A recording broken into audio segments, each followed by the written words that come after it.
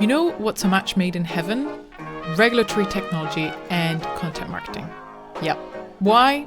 For three main reasons. First of all, if you work for RegTech, regulatory technology, your target audience is compliance professionals whose roles heavily rely on staying up to date with the news, the latest regulations and laws. And by that nature, that makes them avid consumers of content. Second of all, compliance professionals get a lot of said content from Google when doing their research, which means there's a clear channel for you to reach them. Third of all, a lot of content in this industry is subpar, as with many other industries. It's surface level, generic, and doesn't really go to the level of depth that compliance professionals really need. And it means that there's a clear way to stand out as a company by creating precise, accurate, high quality content. And to be honest, I'll add a fourth reason, which is that compliance isn't optional. You're selling software that isn't a nice to have, it's a necessity for all companies, and that puts you in a much better position to sell. All this means is that content marketing and SEO, as we'll see in this episode, can work really well if you work for a RegTech company. In this episode, I'm talking to Marketing Director at ComplyAdvantage, Will Thompson. ComplyAdvantage is an AI-driven fraud and AML risk detection software company, and Will has led their content marketing efforts for the past 3 years to absolutely incredible levels.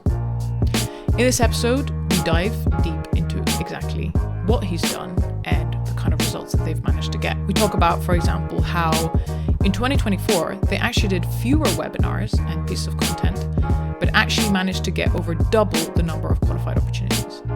Or how SEO is their number one lead generating channel, and how they use dream data and storytelling to explain the value of content to the whole team.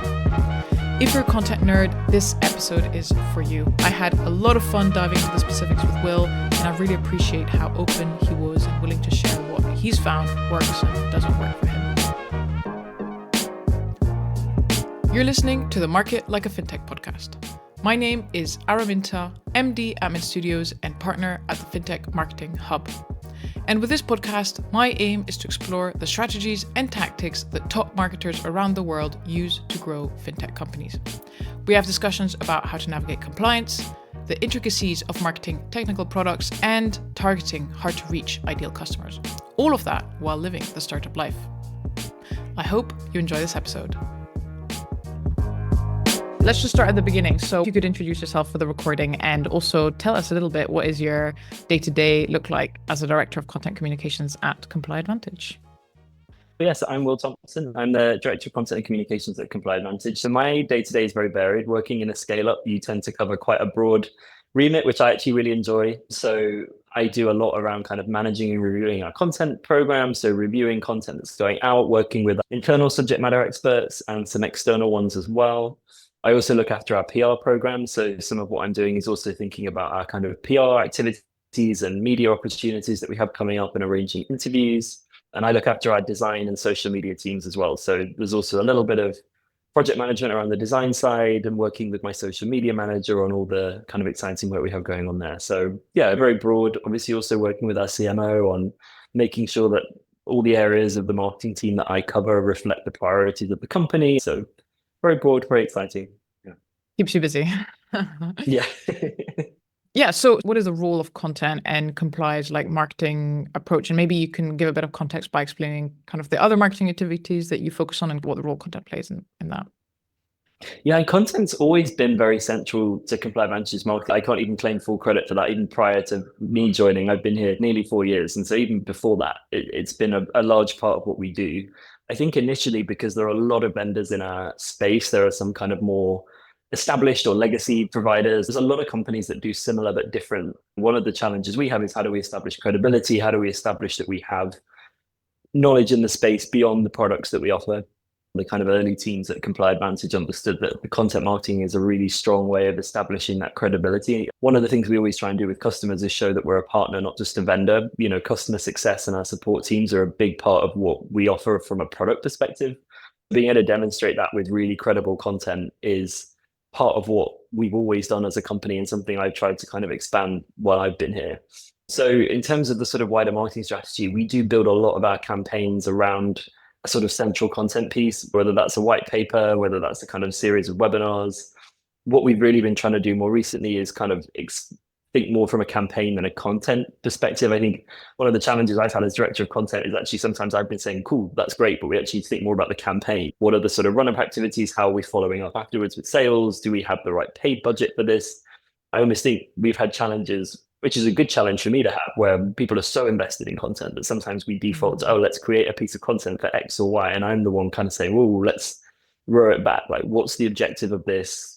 What role does it play? And I've got some data points I'm sure we'll get into on actually how we've done less in some cases and achieved better results. So some of it's actually been rowing back the amount that we do and thinking more about what's the strategy around it, all of that kind of thing. So in terms of channels, we rely very heavily on things like LinkedIn and Google Ads from a paid perspective.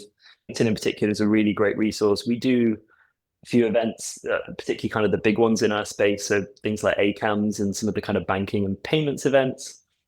But yeah, a lot of it is very, very kind of content, very digital driven for sure. Yeah, I like what you said about making sure that it's part of a campaign. Could you expand a bit on that? So do you try and do like X number of campaigns per year and they're all going to have, I mean, they're probably all going to be a bit different, but do you try and aim for X amount of content per campaign? Or is it more like whenever there's a new piece of content, you're like, let's first make sure it's part of a campaign? So what is your thinking there around campaigns? Yes, yeah. And I think this kind of gets into the content strategy of we try and have 3 to 4 core global pieces a year because we do operate across Asia Pacific, EMEA, and the US. So we do kind of have a global focus once a quarter. Often that will relate to commercial objectives. In Q1, we always do our annual State of the Year report based on a proprietary survey we run every year, our State of Financial Crime report, which is always our top asset for the year. And then kind of for Q2, 3, 4 onwards, we will still be running versions of that, but also thinking about payments, banking, insurance, big sectors for us. Those core global things are always mapped to the commercial priorities for the organization. Where are we selling? Where do we have the best product market fit? There may be more tactical pieces at a regional level that are more specific. So one thing we find works really well for us is talking about regulations. Regulations are always changing in our space. What we try and do is get ahead of new regulations. So the European Union just published a huge amount of new AML, anti-money laundering, kind of financial crime regulation, a massive playbook. We had kind of experts review that before it was finalized and actually say, look, this is what the draft is looking like. This is how it's taking shape. These are things you can do and get ahead of these things actually going live. So those are things we think work well at a regional level. But yeah, we do try and have a kind of quarterly global focus and then some of those more regional pieces. The reason for that, I think, is it's all very well putting a piece of content out there, getting, a few thousand email addresses, but then so what, right? So one of the things I've been working with the digital team on is we now have a consistent global email nurture that everyone goes into when they download that content. Some of that is general and is more of our sort of general thought leadership. There are different flows for different products. So we try and measure in that email flow and obviously based on other activities people are doing, what are the products that we think they're most interested in? And then we'll send them to case studies and things like that are most relevant to what they're interested in. Obviously, we then do things like looking at webinars, for example, that may be a way of accelerating or further measuring intent. So a lot of what we're trying to do is, great, we've got your contact information. It's then really thinking about whether it's email, webinars, whether it's retargeted ads, what can we do to understand better what that person wants? And then, is it great they just go to our weekly newsletter? Is it, great we get them to sales? Is it sending them more product content? And obviously, if you have too much content, it's very difficult to do that, right? Because you're just building up these massive lists of people. So that's really been our focus, is that alignment with sales on how do we build our lead scoring model. And our digital team have done a lot of work on improving the model, making sure we're passing leads over at the right point. Content is a part of it, but it's that bigger picture, which is where we've really matured in the last couple of years. Nice. Yeah, I want to get into that whole thing you said about sales because that's really interesting. You've worked at Ingenico and you're very familiar with the fintech space. How do you feel like content for RegTech or the regulatory environment is a little bit different to fintech or payments in general? Yeah, the difference that we have, I guess, is that, what we do is all, for a lot of the companies we speak to, it's a regulatory requirement. So you're starting out from a different baseline. We're often not having to convince them. We don't need to convince them why they should be doing anti-money laundering. It's a legal requirement. They'll be fined and go to prison if they don't do it. So we don't have to convince them of that.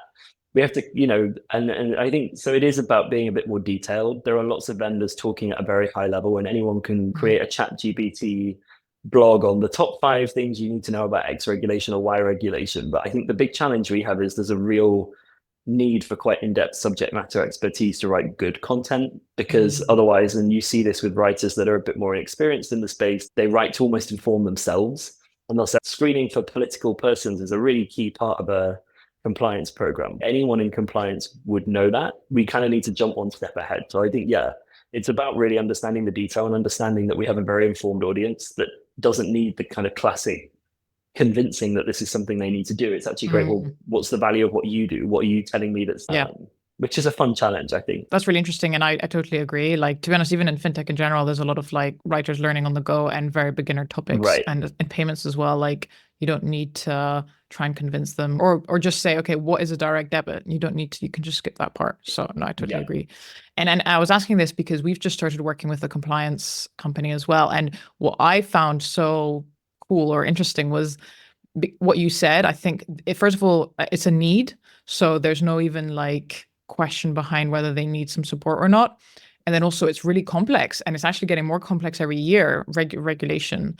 And so SEO works really well because, and there's so many keywords. Like, we started working with this company and there are like, maybe not thousands, but like so much more than maybe your payment orchestration company where it's super niche. In RegTech, it was like there's so many, and they're also really good keywords to rank for. I don't know if you've seen that as well, but it's like, wow, there's so much opportunity, basically what I'm saying, in SEO and content. For sure, yeah. And I think that creates another layer to the content challenge, right? Is there are all these keywords, and obviously you've got to thread that needle of getting those keywords into the articles to ensure that you rank, but in a way that doesn't dilute the detail and the value and the richness of the content, which is the classic SEO writer challenge, right? And doing that dance with your SEO execs around getting the keywords right and the right number of backlinks and making sure that they're useful links, and it adds another dimension to the challenge. And also that you're obviously competing with, we've seen some of the algorithm updates, to Google kind of put us understandably below regulators or below official sources, and that's completely reasonable. But it creates a challenge when you're trying to be as high up on Google as possible. So let's go back to content strategy. You said that a big part is campaigns. What does content strategy look like at Comply? Is campaigns just a part of that, or is it mainly just campaigns? What does that look like? Yeah, we kind of separate it really into the kind of always on, which is our SEO program, our newsletter, all those kind of different elements, content to support events, content we create for partners like UK Finance, or all of that is the sort of always on machine that is kind of always running. And then the campaigns have quite a high bar, because we get a lot of our inbound, when we think about like inbound demo requests on our website, we think about conversions on content. A lot of our sort of baseline monthly metrics are hit by the always on content. So then we're always thinking, okay, what value beyond that does a campaign add? And what is the benefit of doing that relative to investing that, very limited time that we have in more SEO content? Because if we're going to write a white paper that there's no paid advertising spend for, or isn't in a segment that sales can support, we're better to spend that writer time refreshing or building out 5 new pieces of search content, because we know we can build inbound demo traffic from that. So we set quite a high bar in terms of making sure that, it's a segment that aligns with the company's priorities. It's a segment where we have sales buy-in, we have a good product story. So that's really how we think about it. It's sort of the baseline is all the always on, and then the campaigns are this kind of additive piece where we do say, we work with our regional marketing teams and say, great, what are the revenue goals you want to hit for this segment? Why are we doing this segment? What are we selling?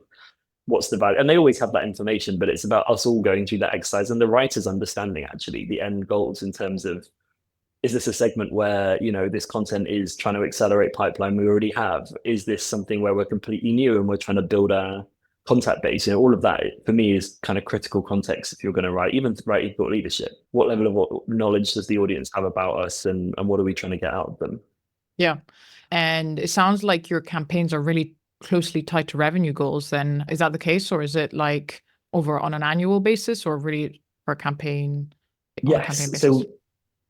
So we use a platform called Dream Data, which kind of aggregates all of our information from things like Google, LinkedIn, HubSpot, Salesforce. It pulls all of that information together in a really useful way. So we can look at, and HubSpot also has some great kind of data on this around things like influence revenue and customers. So yeah, we do look at influence revenue as one of our goals, even for thought leadership. Obviously, it's a little bit difficult because our sales cycles are, 18, 24 months for some companies at the larger end. So it's always got quite a long tail. But it is something that we do measure, particularly relative to what did a similar campaign achieve in the year before, right? That's a great way of looking at, okay, 12 months, you can compare 6 months to 6 months or 12 months to 12 months and look at influence pipeline. And obviously we break our deals down into kind of different stages, and we have internal language for that. But obviously broadly, your stage one is your business development meeting. Your stage two is you've had that initial meeting and there's probably some kind of dollar value attached to an opportunity. Those are really the stages we would measure a lot of the thought leadership content on, is, how many of those people that have downloaded that content have got to that second stage where we've had a conversation and we've got a sense of what the deal opportunity is. And I think that's probably the right level to go to in terms of making sure the advertising targeting is correct. That is absolutely something we look at. And also qualitatively, we have a sales one Slack channel, so everyone can see when new deals are coming through, and you can see in there the lead sources. And so sometimes we can then actually go into Dream Data and look at a specific customer's journey and say, we've had some deals around organic search, for example, and you can see customers bouncing around between maybe the homepage and a product page, and then maybe they downloaded a white paper, and then maybe they disappeared for 6 months because they were just doing some exploratory work, and then they got budget approved, and then they came back and went straight to a demo. So we can actually see those journeys and how they're not that linear. It's not just, white paper, BD call, sales call, deal sign. The qualitative is also really interesting, looking at how customers actually engage with the content and how it's not linear, because we as marketers always talk about that all the time, but it's really powerful for us as a marketing team kind of having that information. I'm going to check out Dream Data. This sounds really cool, because I think the big benefit of what you're saying is that channel available to everyone, because then everyone can see the role of content and organic, right? Yeah, it literally will say, really cool. Organic search or whatever the lead source is, it's there for everyone. Yeah. Did you find that people were surprised at how many deals were from organic, more than they expected? We've always had a really great partnership with sales, actually. And we've always had a lot of credit and kudos from our sales team around the value of the content. So it is very collaborative. And obviously we know that inbound, outbound is a bit of an oversimplification of how these things work, right? We know that outbound deals are going to be influenced by content, and inbound deals are obviously going to be influenced by the quality of the sales interaction. So it's always a partnership. And I think, as a company, we're very good at recognizing that. We both need each other, and it's a kind of additive relationship. Yeah, no, that's really cool. I love how you can see in so much detail. Like, I was just talking to the head of brand communications at Pleo, and they just recently moved all their content onto HubSpot. And for the first time, they're getting insights that they'd never had before, and they were like completely blown away. And so, this is why I'm always pushing, like, get your tracking in place, because the level of insights is just fascinating. And I'm sure you've had insights where maybe if a person reads X number of pages or X number of pieces of content, they're, 60% more likely to convert. And that's just like fascinating, but also really interesting, because then what topics seem to convert better and all that kind of stuff. Exactly. So it's fascinating. Yeah. No, I love it. Yeah. I mean, we ran a webinar series last year as an example where, one of them, we had some very broad ones, and then we had one that was very kind of technical on ISO 20022, this payment standard. Super technical, had the lowest number of signups. And so if we just looked at signups, you would have said, I didn't do that well. But in terms of the influence value of the people that came through, it was the best performing one, even though it had maybe half the number of signups of some of the others. Super high quality, right? In terms of people that are a good product market fit for us and what we do. But if you just looked at the sign up numbers, you'd have said, oh, well, that was a waste of time. So it can completely change how you look at these things. And obviously for our executives who understandably want to see the value of what they're investing in, that's a much better metric to talk about as well. No, I love that example. That's really good. And I totally agree. So just before we go into how you work with your sales teams, I'd love to hear how you get the inputs for your content strategy and for your campaign. So how do you make sure that you and your team is in touch with pain points, problems, how people are feeling in the industry? How do you have that workflow set up? Yeah, so we have an in-house regulatory affairs team. So we have an expert in London and we have an expert in New York, and they're people that have been practitioners in the industry for decades. They sit in the company between product engineering. They do a lot of our PR work and content work. So they're our speakers at events. They talk to customers. So they're a really unique resource for us in that they understand where our products are going. They talk to our customers. They're connected to the industry. So they're a really useful resource, as well as directly from our sales leaders as well, in terms of what are we focusing on. So our regional marketing teams are very much kind of two sides of the same coin with our regional sales teams. And that gives us a real closeness to what those teams are doing without being kind of too driven by it, right? I think there's always a temptation of, oh, wow, this regulation came out, let's do a whole thing around it. And then you kind of get off track with something. So yeah, it's very much collaborative kind of input. Yeah, having that internal expert. And what do you talk to them like once a week, or how do you kind of keep that communication open? Yeah, we try and do kind of quarterly sort of horizon setting sessions, particularly around PR and the media, but a lot of that will then inform what we're doing for content as well, for sure. So yeah, the role of content in the sales cycle, but you've said that you're super collaborative with the sales team. So what does that kind of look like in practice? And also how have you, because this is the challenge that I hear very often, is that, yeah, the content team or the marketing team creates content for the sales team, but then they never use it. So how have you tried to avoid that? And how does that relationship look like so that the sales team is actually using your content and finds it really helpful? Yeah, so I think part of it, as we talked about, is making sure that the leads we're passing over are the right quality and having that lead scoring model. A couple of years ago when I joined, it was very much more manual and sales were getting literally a spreadsheet of people. And I didn't know this till years later, but you look back and you see, oh my God, there were loads of great people on this list, but for whatever reason, no one called. And that's obviously a terrible process. If you're just downloading content, giving a spreadsheet of names to salespeople, that's obviously not a good process. So some of it is that lead scoring model, which obviously initially does reduce the amount of leads that sales are getting. And so you may get some pushback because salespeople just kind of want the list. But I think over time, we see that they see that quality is better. They see a better response rate. They see, ultimately more deals, more commission. That helps.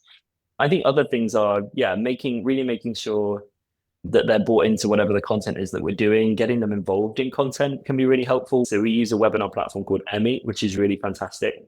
They have you can do webinars, but also they have these kind of follow-up tables afterwards. So, we always do a webinar and we'll say, great, we've got a table where our speakers are going to be, and you can join this kind of virtual table.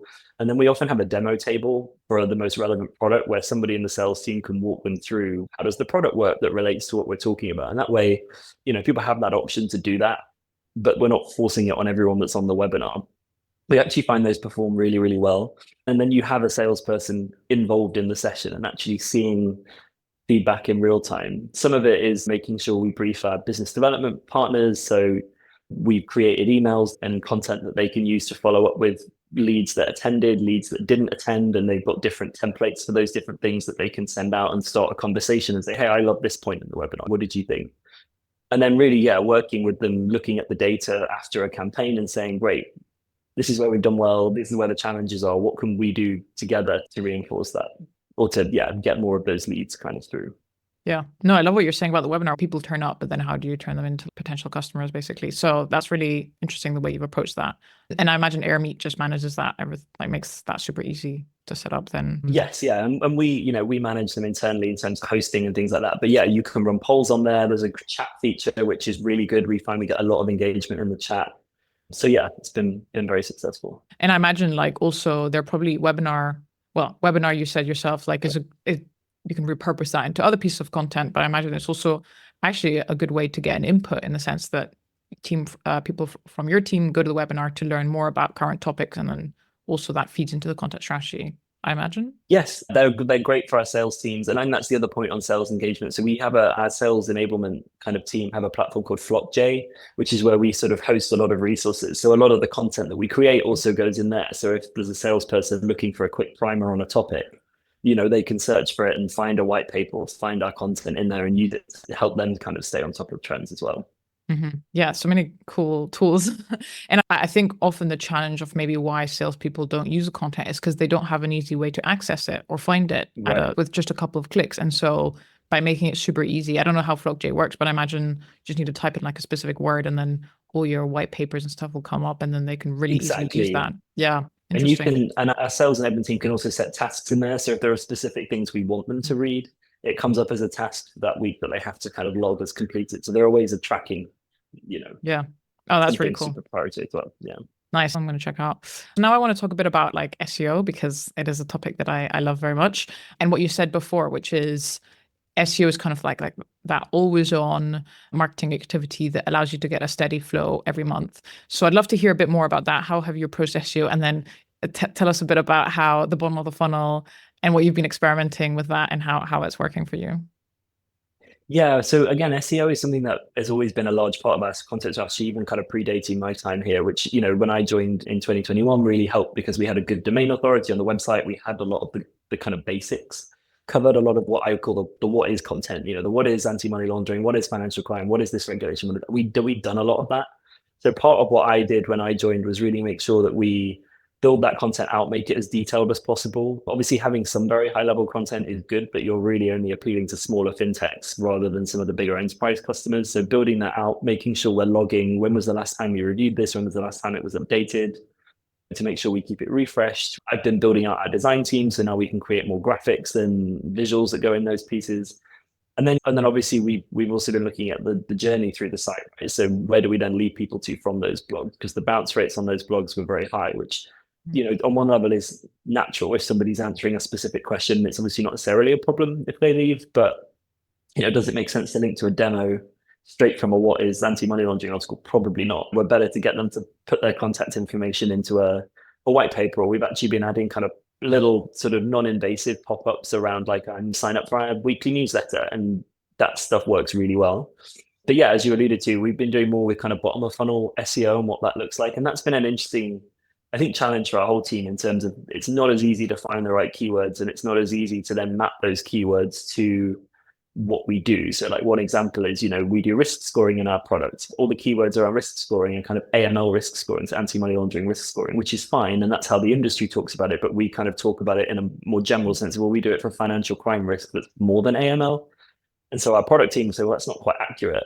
But we're saying, well, those are the keywords that have the volume, and that's what people are searching for. So we always have to kind of do this dance around how do we get that balance between making sure we properly represent what we do and also that we're capturing that search intent. But yeah, one of the things that we've found very well, which was an inspiration that came from a session that I know you presented on, was these kind of competitor comparison articles, and talking a bit about vendors in for sanction screening, or top vendors for politically exposed person screening. So we have a kind of article series on that. We really do focus on us in those articles. Obviously, competitors talk about themselves in very different ways, and we could end up in a bit of a confusing people. But we talk a bit about our value. We summarize some of our competitors and some of the other companies people might want to look into. We have our G2, we're a kind of G2 leader in anti-money laundering. So we have our G2 quadrants featured on there. And those have been really impactful in terms of a bottom of funnel SEO and all of that. So it's an ongoing project. We're still doing more around our product capabilities and testing kind of different pieces there. But yeah, one of my goals has really been bringing that SEO piece down the funnel, and yeah, seeing the impact of that, again, particularly because we can measure that influence revenue, right? An SEO exec is going to say, well, there's not much search volume around that. There's much more search volume around the what is AML, and that's their job. But we can create this content and say, well, sure, but the people coming to those pages are much higher value for retargeting, or they're going straight to demos. Then great, we can prove the value beyond just traffic to the site. Yeah, exactly. Well, it's really exciting to see that working, and exactly what you say, like if you've got the HubSpot report set up properly, you can prove with actual numbers, like this content only gets 20 searches a month, but it's brought in 100K in business opportunity. Whereas the what is, which is kind of getting replaced by AI now, we can talk about that in a second, is getting traffic, but it's just traffic, really, not really business opportunities. So it's really great to hear that that's working. And what you said earlier about a keyword that doesn't describe exactly what you do, that happens so much. I call it damning demand, where someone's looking for X, and so you have to interrupt their search and actually say, yeah, I know you're looking for AML risk scoring, but actually we do so much more. And this is the beauty of content, is that you can make a case for that and explain why what you do is better. Whereas with Google Ads, you could argue you've only got I mean, you could do it with a landing page, I guess, but I think that with long form content, it's a little bit easier to say, actually, this is what you're missing out on. And this is where like damning demand is really where a lot of opportunity lies in SEO, targeting those incorrect keywords, which people are often scared to target because it's like not exactly what we do. But if you're able to convince leadership, then this is where often the opportunity is. So yeah, that's really exciting to see how it's evolving. No, I love that. Yeah, I love that example. Yeah, just briefly touching on AI, because it is a very current topic. And I mean, I've got a couple of questions. One is like how you're implementing it in content creation, but also just on that about what is articles. I'm sure you've started seeing those AI overviews and things that now basically Google, for anyone who doesn't know, Google is using AI to summarize a what is AML, for example. And that's like the first position. So it's kind of pushing everyone down a little bit. So have you found that that has affected your traffic? Yeah, we haven't seen a ton, I don't think, of immediate impact from that. And again, it's always difficult with Google algorithms being such a black box to know exactly Yeah. what is making what impact.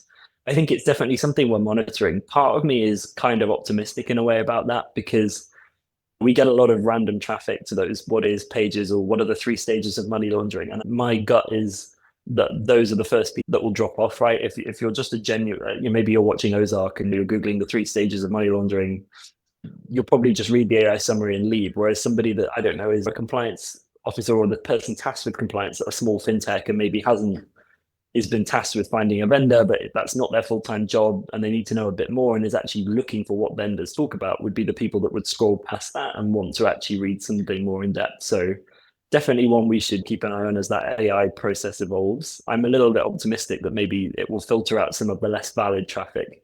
Yeah, no, that's a really good way to see it. Actually, I hadn't thought of that. And I think you're totally right. And also, we shouldn't forget that when you do expand on that, you do get the sources and stuff. So people can still click through that. So that's really interesting to hear. And I think I agree. I'm not pessimistic about it. It is just a new evolution in Google. And we just need to keep an eye on it and see what happens. But I agree with what you're saying for sure. And then in terms of like content creation or just marketing in general, have you tried to add AI into your process? What have you found works or doesn't work? Anything that you can share there? We have a kind of traffic light process internally for AI because these tools are evolving all the time. We can't just dismiss them once and say, oh, well, that's not no good for us. So we sort of have a red, amber, green approach. In the green kind of column is Grammarly, which is an incredible time save. We have the enterprise license for anyone that's a frontline writer, whether that's some of our sales colleagues or the customer success and the marketing writers. I think people don't always think about Grammarly as AI, but it is. Obviously, it's an AI-based tool and it's incredibly useful. Our social media scheduling tool, not to throw another tool into the conversation, is Octopost, which is a fantastic B2B scheduling tool. And our social media manager manages we have all of our sales team, about 50 odd people are in there as sales advocates. So there's content that we put in there that they can create on their own channels. That has a really good Gen AI content tool for creating different versions of posts. So our social media manager will put our post in there and it will create another version of it. So it says the same thing, but in a different way. And that is actually a really useful tool because it may be once you've been staring at copy for a long time and you've written it your way, it can be hard to see how to do it another way, but you're giving them all the facts. So there's much less risk of factual inaccuracies. On the red side, we are very cautious. We would never use AI for full content creation, particularly in a space that's regulated. It can create things that are factually inaccurate. Even if it doesn't, if everyone's using the same tools, everyone's going to write the same article and well, what's the thing that's distinctive? I think where we're in that middle ground and still experimenting is some of the platforms that could help us. We've looked at things like ScaleNut and Writer and Jasper. We've had demos of a couple of those kind of tools that are somewhere in the middle that I think we could do more in terms of using Gen AI to help us create content outlines, make that side of the process a little bit more efficient. We also had a demo tool called AnyWord, which I was quite impressed with, which it pulls things like LinkedIn data and performance data from our CRM and then optimizes based on what copy performs best. So it helps improve your conversions by using your performance data to improve your copy. And I could see, again, if we could get an enterprise license, something like that for sales teams when they're writing emails, that could be a real value add. So definitely more we're still looking at. It's one of the things on my list for 2025 budget planning is getting one of those tools that takes us to that next level in terms of outlines, optimization, and particularly plugging in our data, because one of the challenges if we've talked about being in a very niche space is a lot of these tools aren't going to say anything that's at the level of detail and that is accurate enough yet that is useful, but something that is based on our own data would be very powerful. So are you saying like your data is at the CRM, you're saying, or is it more like your tool? Okay. So like knowing what people are interested in, like plugging it into HubSpot and seeing what people are interested in, or data. And even really small things like which keyword, just calling something a white paper or an ebook, those things can make big differences. One example we've seen kind of anecdotally is we see one of the lines we use in our ads a lot is this kind of AML roadmap. So build an AML roadmap. That is consistently one of our top performing ads is when we talk about roadmaps. And so a lot of our webinars, we use that roadmap language now. So we've been able to do a bit of that qualitatively. But if we had that AI plugin that was able to do that much more, maybe explore does better than discover, or sometimes it's really small linguistic changes. But if we had that just automatically optimizing in a dynamic way as things then change in our ads, that would be really interesting.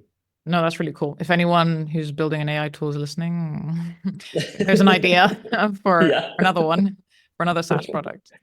So another thing I want to ask is that you do a really great job in your LinkedIn newsletter, the briefing and your Yes. webinars and your events to really stay on top of current topics. And I know you said you meet with your expert every quarter. Is that where you get all the inputs, or how else do you make sure that you're staying on top of everything and also producing at such a high rate? How does that work? Yeah, the briefing's a really interesting example. So yeah, with that, we have a kind of a Slack channel for our team. We use that there are some great news aggregators out there in our space, like The Laundry is a really good one that collates a lot of news around fin crime. So we use those. We go direct to regulator websites.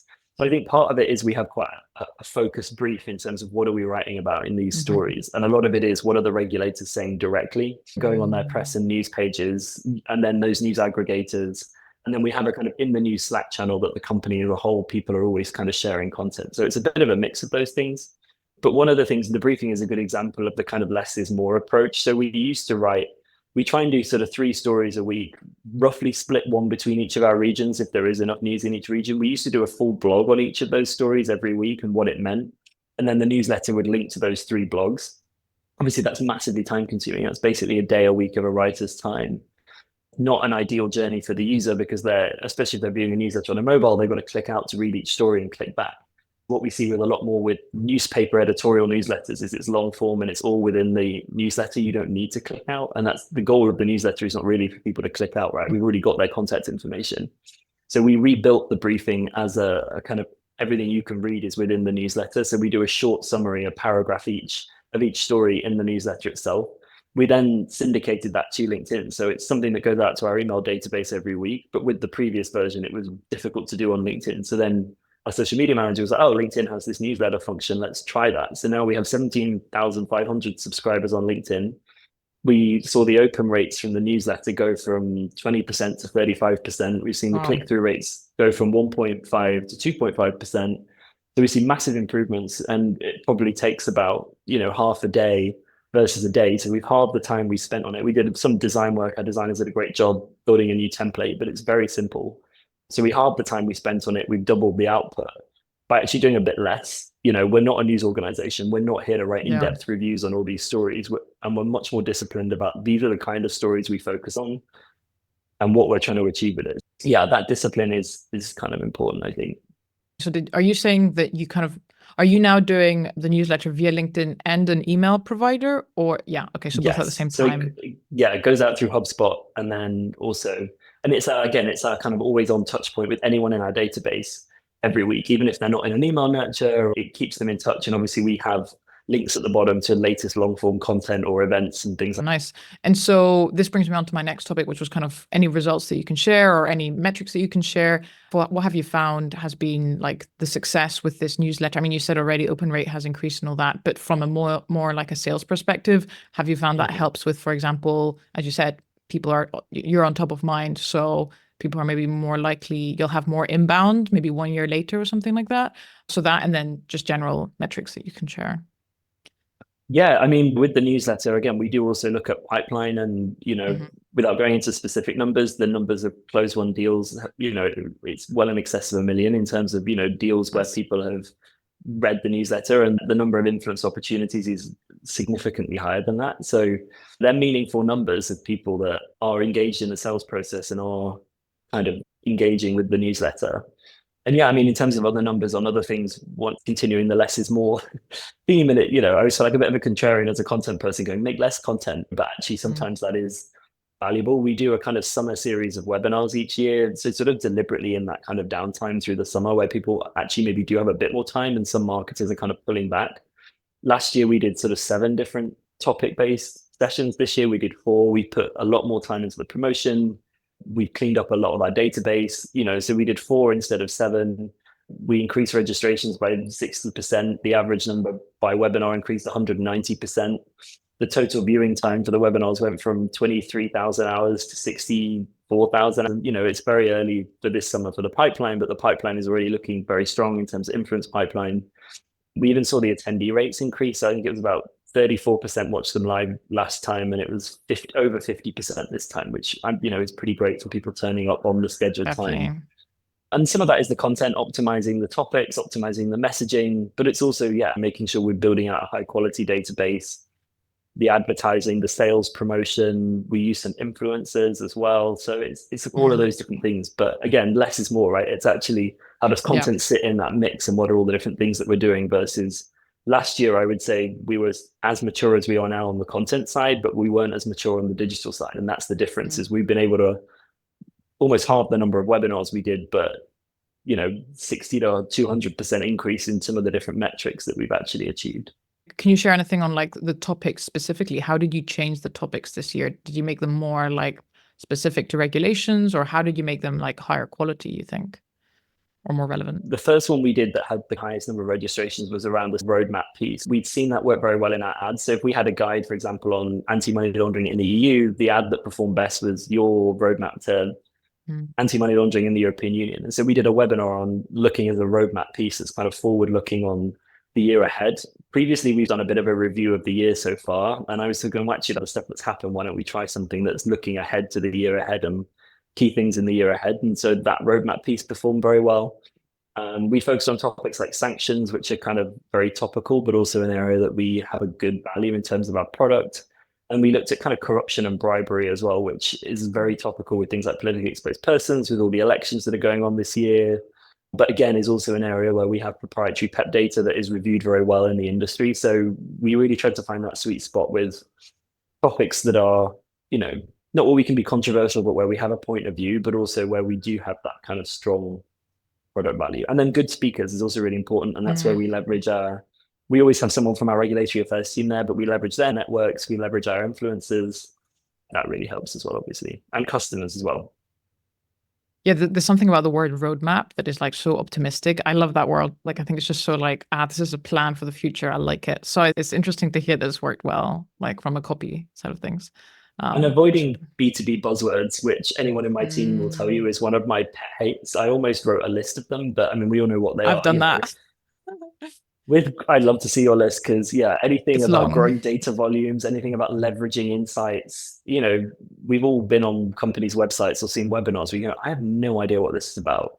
I think it was Anne Handley, the chief content officer, who her newsletter is really great. I think I get that every 2 weeks, where she said bad writing comes from bad thinking, or unclear writing comes from unclear thinking. And it's absolutely what that is. If you don't really know what you're trying to say, you say something waffly. And so, being really tight for webinars and for any content, right? Being really tight on what are we actually trying to say in this webinar is the best way to make sure that, they perform well. To me, it's operational efficiency. I just, that one comes up a lot and I'm just like, no, it's not a good one.